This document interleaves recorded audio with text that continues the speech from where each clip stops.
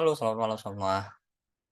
Ya, pada malam ini saya akan mempresentasikan sebuah final project ya mengenai kredit scoring analitik ya. Nah, di sini tujuannya sendiri adalah untuk mengetahui ya bagaimana penggunaan kredit proses ya dan statistiknya, pemodelannya atau sebuah analisa ya untuk mensupportnya kredit scoring tersebut ya. Ya, baik, di sini saya Zulkarnain Prastio, saya seorang siswa ya, Pekmen, batch 9, dan saat ini akan mempresentasikan ya mengenai credit risk modeling ya dengan deep metric learning dan false positive minimization. Ya, di sini adalah sebuah course credit scoring analitik ya untuk menyelesaikan permasalahan sederhana ya untuk studinya. Nah, agenda proyeknya ada beberapa hal ya dari goals-nya project ini apa, plan scorecard-nya bagaimana, dan mendevelop-nya seperti explore data dan segala macam, dan bagaimana implementasinya. Dan terakhir adalah kita membuat kesimpulan dan rekomendasinya seperti apa. Dan terakhir referensi ya apa saja. Ya, yang pertama mengenai formula of the goal. Ya, di sini kita perkenalan dulu ya. Lady Club ya, ini adalah sebuah data yang ada di sebuah perusahaan Lady Club yang berkantor pusat di San Francisco, California ya, di Amerika. Jadi sederhananya di sini Lady Club ini adalah sebuah platform pinjaman online ataupun pemberi pinjaman ya, dan tentu apa namanya, Lending Club ini menyediakan ya data untuk para researcher ya. Nah, di sini datanya sendiri akan saya jelaskan pada tahap selanjutnya ya. Baik, em, di introduksi dan background ini sendiri, tujuan proyek saya adalah meningkatkan pemodelan ya, risk credit ya, dengan menggabungkan deep metric learning ya, kemudian false positive minimalism, dan proyek ini sendiri fokusnya untuk pengembangan model risiko kredit ya yang kuat untuk produk pinjaman tunai dengan menggunakan data pinjaman Lending Club sendiri ya. Nah, tujuan utamanya adalah untuk meningkatkan kekuatan prediksi risiko kredit dan meminimalkan false positif, eksplorasi sumber data alternatif, memastikan kepatuhan terhadap syarat peraturan, dan terus memantau dan meningkatkan model. Sehingga di metric learning dipilih sebagai teknik utama ya, karena kemampuannya untuk mengekstrak pola dan hubungannya rumit dalam data yang mengarah pada penilaian risiko yang lebih akurat. Ya, tentu saja kebutuhan akan model risiko kredit yang kuat memang tidak pernah lebih jelas ya, apakah dengan pemberi pinjaman dapat menghadapi tantangan yang terus meningkat terkait dengan pinjaman risiko risk management sendiri ya. Nah, tentu kita ingin meningkatkan ya pemodelan risiko kredit bukan hanya sebuah pilihan strategis, tapi juga ingin merupakan keharusan bisnis. Sehingga meminimalisasi false positive adalah aspek penting ya dari proyek ini sendiri. Nah, secara langsung untuk menangani risiko menyetujui pinjaman yang berisiko tinggi yang mungkin ya gagal bayar ya, sehingga mengarah pada posisi kerugian finansial sendiri itu sendiri. Nah, motivasi dari proyek ini sendiri tentu ya orang sering ya menyimpan uang mereka di bank ya. Nah, tentu ingin keamanan juga ya dengan suku bunga yang lebih rendah.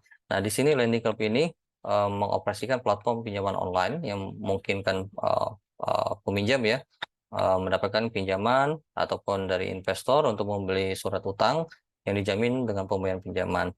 Nah, sehingga setiap peminjam perlu dikualifikasi ya sebagai peminjam yang bangkrut atau tidak bangkrut berdasarkan data yang dikumpulkan selama proses pemberian kredit. Nah, problem statement-nya sendiri adalah saya ingin mengklasifikasikan ya apakah seorang peminjam mengalami sebuah gagal bayar atas pinjamannya berdasarkan riwayat keuangan peminjam, Berarti ini adalah set prediktor baru ya. Kita belum memprediksi variable target sebagai 1 atau gagal bayar atau 0 tidak gagal bayar. Sehingga metrik yang saya gunakan ini sendiri memilih model terbaik ya, yaitu false negative rate.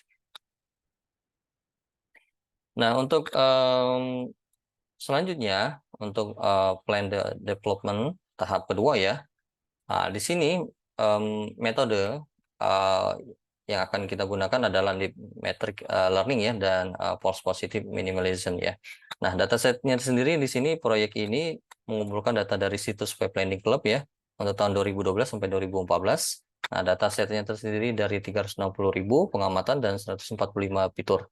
Dari 145 fitur itu sendiri dalam dataset banyak yang kosong sehingga saya perlu menghapus ya yang tidak relevan dan banyak juga fitur kosong yang tidak bisa diungkapkan ya informasi pribadi peminjam sehingga fitur tersebut telah dihapus. Nah, untuk fitur yang sendiri dipromo sebagai bilangan bulat ya di sini. Nilai kategorical telah diubah menjadi nilai numerik, kemudian variabel yang berlebihan telah dihapus, nilai none dengan nilai rata-rata kolom yang sesuai telah disesuaikan juga dan semua nilai diskalakan ke sekitar antara -1 dan 1. Nah, saya juga lakukan korelasi matriks ya untuk dataset ini dan referensi ekstensif ke kamus data Leniker sendiri. Sehingga saya memilih 20 fitur teratas yang relevan dengan tujuan dan akhirnya catatan yang telah direduksi menjadi 140.000 koma 20 ya. Nah, ini adalah description dari predictor variable, yaitu ada funded amount, employee link, annual ink, kemudian last payment amount, uh, more ACC, sampai dengan num stop ya atau ACC open fast 24 months ya. Dan penjelasan sini bisa kita lihat di sini sehingga uh, apa namanya kita dapat merealisasikan ke tahap selanjutnya ya. Nah, setelah predictor variable selesai, didapatkan ya 20 fitur yang telah dijelaskan sebelumnya, dan saya perlu implementasikan ya sebuah RFI ke dalam model registrasi logistik ya untuk mendapatkan 10 fitur terbaik. Dan targetnya sendiri ini adalah loan status yang menunjukkan status pinjaman ya. Variabelnya sendiri itu memiliki 3 nilai berbeda, charge off, fully paid, dan default. Fully paid itu sendiri adalah pinjaman yang telah dilunasi sepenuhnya. Untuk default sendiri belum lunas selama 121 hari atau lebih. Dan charge off itu sendiri pinjaman yang sudah ada, tapi tidak ada lagi harapan untuk pembayaran selanjutnya. Nah, karena tujuan proyek ini sendiri adalah untuk memprediksi apakah peminjam akan gagal bayar, sehingga saya perlu mempertimbangkan pengamatan di mana loan status lunas atau charge off. Sehingga saya perlu mengubah status lunas menjadi 0 dan lunas menjadi 1. Sehingga 1 mengindikasikan bahwa peminjam sebagai orang yang mangkir. Nah, tahap selanjutnya yang ketiga adalah Mandelov scorecard ya. Di sini kita akan lakukan model apply seperti random forest klasifikasi, multiplier perceptron, kemudian SPM jika diperlukan, dan logistic regression sampai dengan hyperparameter tuning dan advanced algorithm ya. Nah, di sini hyperparameternya sendiri perlu dicatat ya bahwa saya telah menerapkan ya semua model di atas yang telah saya sebutkan sebelumnya sehingga dapat divalidasi silang ya pencarian acak dan grid untuk memilih hyperparameter yang terbaik.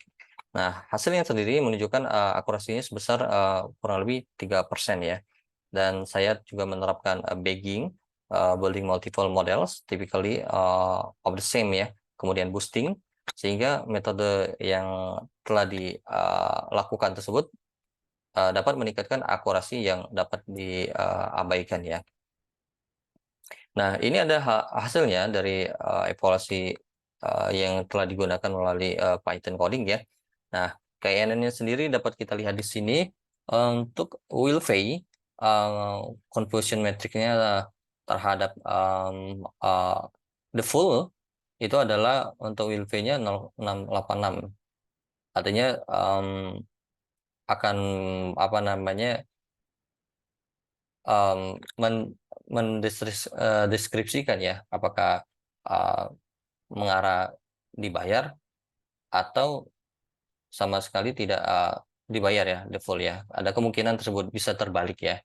Ya bayar nilainya 0,686 atau defaultnya bisa terbalik sebaliknya ya. Termasuk juga multiplayer, perceptron, logistic regression, dan random forest. Di sini masing-masing nilainya berbeda. Untuk KNN sebesar 0,686, untuk Wilfey-nya multiplayer itu 0,72, logistic regression-nya sama 0,722 juga, dan random forest-nya 0,79. Nah, untuk proyek yang terlihat macet ya, false negatif di sini digunakan untuk mengevaluasi modelnya sendiri ya. Jadi semakin rendah jumlah false negatif, semakin baik modelnya. Nah, di proyek ini sendiri, false negatifnya ketika model memprediksi peminjam tidak akan gagal bayar pinjaman meskipun dia akan gagal bayar ya. Jadi model yang saya tidak bisa memiliki false negatif yang tinggi karena akan berdampak negatif pada investor ya dan kredit perusahaan. Jadi saya mengevaluasi model saya dengan menggunakan jumlah false negatif dan akurasi. Nah, di sini untuk hasilnya sendiri adalah dapat kita lihat garis tengah ya, yang menyatakan bahwa ROC curve-nya itu adalah dengan standar reinforcement 0,89, logistic regression-nya menunjukkan 0,90, KNN-nya 0,85, dan LVEUC-nya 0,89. Hasilnya menyatakan bahwa random forest hasilnya 82,18. Ini dalam bentuk persentase ya. Kemudian logistic ratio-nya 82,03, KNN-nya dengan search TV ya, dengan data 76,31. Jika kita bagging dengan base estimator di random forest itu 82,98. Jika kita bagging dengan estimator logistic regression maka nilainya 81,93, dan Edibus classifier-nya 82,12 dan multi-layer perceptor-nya classifier-nya 82,18. Nah, artinya dari gambar di samping ini memang semuanya memiliki akurasi yang hampir sama ya. Jadi tingkat false negatif berbeda ya, yang merupakan metrik evaluasi utama saya. Jadi matriks yang bias saya dapat menyimpulkan bahwa model logistik memiliki tingkat false yang paling rendah ya untuk penjabarannya sendiri. Nah, untuk case tadi tersebut, saya tidak membuat asumsi ya, ataupun secara langsung tentang data atau model. Jadi, saya menyesuaikan dengan pengetahuan terbaik saya. Jadi, um, untuk limitasinya, saya belum pernah menimpakan efek dari pembayaran yang tertunda yang dapat diperoleh berbagai bidang payment data set ya, pada set data. Nah, untuk validasi silang, saya mensupport dengan vektor mesin ya yang dimodelkan di sini membutuhkan waktu komputasi yang tinggi juga ya. Jadi di case study ini sendiri di proyek ini saya mendapatkan sebuah problem ya, dinyatakan masalah pembelajaran yang terawasi di mana saya memiliki variabel target yang ditentukan sehingga saya telah menggunakan algoritma ya pembelajaran terawasi seperti KNN, SPM jika diperlukan, dan regresi logistik ya yang terbahas di kelas di apa namanya credit scoring analitik ya di periode September sampai November ini ya. Nah, dengan menerapkan kurva pembelajaran untuk data saya menyadari bahwa model saya tidak dapat belajar setelah 7.000 observasi. Nah, jadi saya perlu mengecilkan data yang telah diproses sebelumnya dengan menggunakan teknik seperti penskalaan, mengisi nilai nol yang telah diskusikan, di kelas dan juga dalam tugas juga ya, akhirnya saya dapatkan scope untuk menyelesaikan ini semua ya. Nah, selanjutnya dari dataset saya yang telah saya lakukan, saya memiliki pilihan untuk membangun dua jenis model prediktif. Apakah variabel targetnya jika seorang dapat diberikan pinjaman atau tidak, atau dua, jika seorang yang telah meminjam pinjaman akan membayar kembali atau tidak. Awalnya saya sebenarnya berencana ya membangun model prediktif tipe 1 itu seperti yang dijelaskan sebelumnya, eh, tapi setelah eksplorasi data, membangun model tipe tampaknya lebih tepat ya, karena data memiliki lebih banyak fitur yang relevan dan dapat memprediksi dengan baik ya dari variabel target ini. Jadi model tipe 1 memberikan akurasi kurang dari 50% yang sangat tidak dapat diandalkan ya. Nah, setelah mendapatkan itu semua, saya lakukan ke tahap keempat ya, meng-create ya implementasi plan-nya. Jadi di sini tahap um, uh, data produk ya, dari dataset ini sendiri, saya apa namanya, mengklasifikasikan ya, ada 4 ya. Pertama, structuring data seperti apa, kemudian kategorikal datanya seperti apa, kemudian uh, continuous-nya seperti apa, dan apakah mendapatkan champion atau challenge model ini ya, dan akan menentukan decision making atau risk credit management. Nah, maksudnya ini sendiri adalah dari gambar yang telah kita lihat dari aplikasi submission-nya, pemohon mengajukan aplikasi ya. Kemudian data ini dikumpulkan, kemudian catatan juga internal, kemudian kita lakukan data processing ya, dari mengumpulkan juga sama semua data, kemudian lakukan kalkulasi ya, hitung skor, dan kita lakukan cut off application ya, kita bandingkan skor kredit yang dihitung dengan ambang batas yang telah ditentukan untuk mengklasifikasikan ya pemohon apakah sebagai good credit risk atau bad credit risk.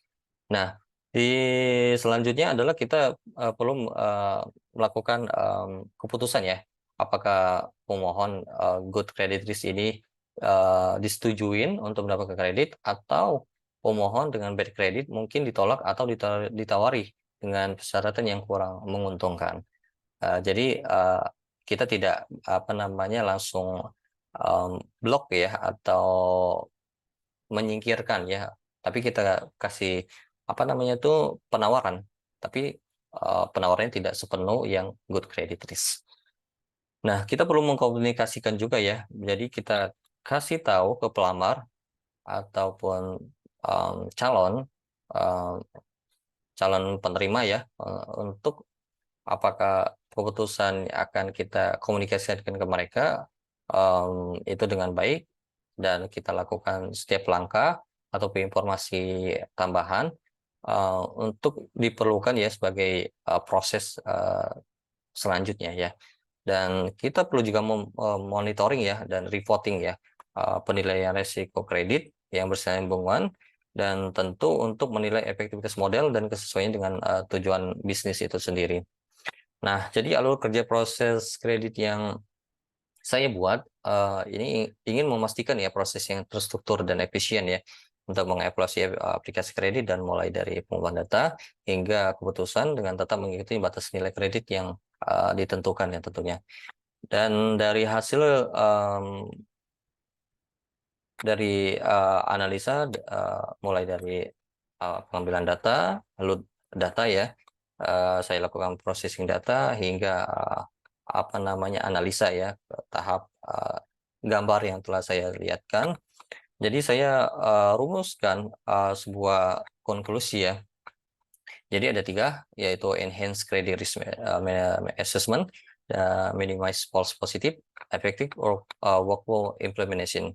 Nah, dari penggabungan teknik deep metric learning ya yang mendalam yang bersama dengan model penilaian tradisional telah menghasilkan proses penilaian risiko kredit yang lebih akurat ya, dan kuat tentunya. Jadi dibuktikan dengan daya prediksi dan pemahaman yang lebih baik atas faktor-faktor risiko kredit. Nah, untuk optimalisasi batas skor kredit seperti analisis ROC, mungkin tujuan bisnis ataupun ingin penurunan, jadi sedikit pemohon kredit yang tidak dapat diklasifikasikan bisa dikategorikan sebagai berisiko tinggi ya. Jadi kita bisa menghasilkan keputusan pemberian kredit yang lebih baik lagi ya. Nah, lalu proses kredit mulai dari pengajuan hingga pengambilan keputusan telah berhasil diimplementasikan ya di pendekatan struktur proyek ini, dan saya ingin memastikan pemrosesan aplikasi kredit yang efisien dan konsisten dapat diikutin ya dengan batas skor kredit yang telah ditentukan ya. Nah, untuk rekomendasi untuk para manajer di sini saya memberikan penyaranan ya bahwa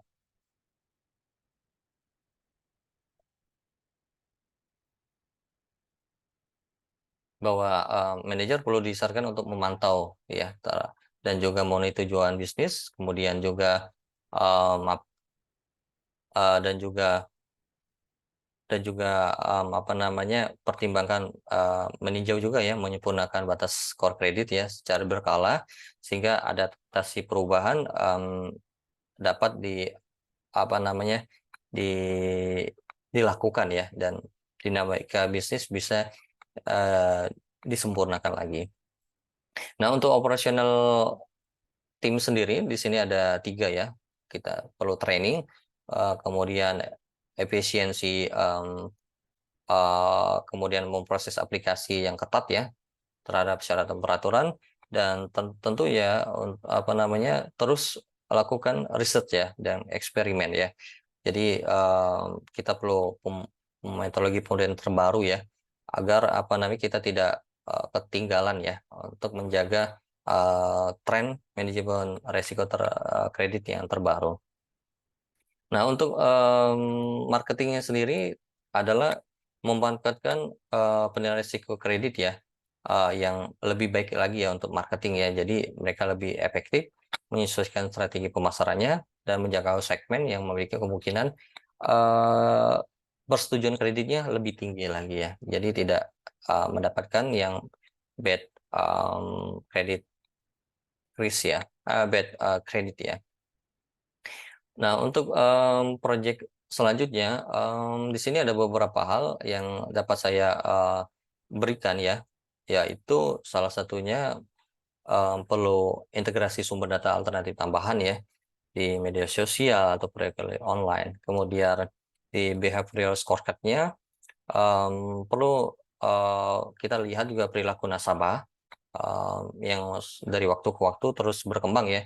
Dan mesin teknik ini perlu kita tingkatkan lagi di tingkat lanjut ya. Mungkin di deep learning dan model ensemble ya. Hal itu untuk meningkatkan akurasi prediksi sendiri. Nah, kita tentu ingin dapatkan juga ya untuk next project-nya itu real time decision ya.